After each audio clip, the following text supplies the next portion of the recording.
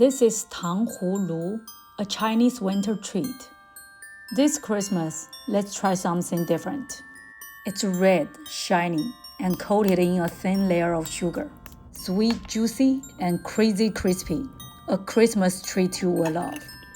Let me show you how to make it. First, wash your fruit. You can use almost any fruit, but the less juicy it is, the longer it will keep. Make sure everything is completely dry. Today I'm making some Christmas snowmen. Cut strawberries and bananas, skewer them.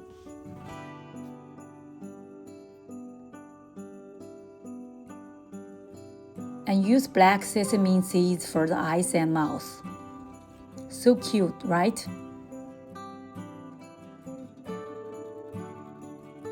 My daughter also made 2 sunflower skewers.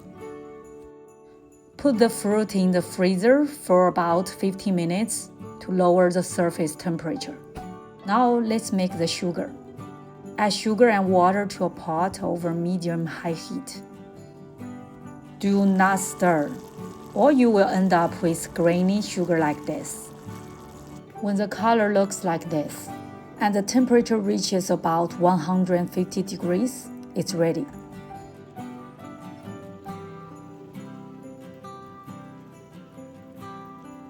Prepare some wax paper so the tanghulu won't stick after cooling.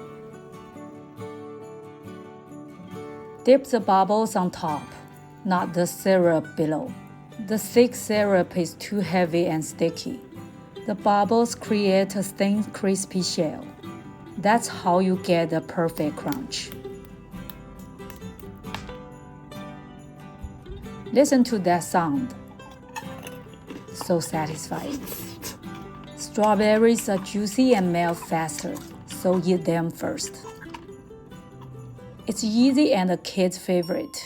I've uploaded the tips in the description. Give it a try. Thanks for watching. Merry Christmas and Happy New Year!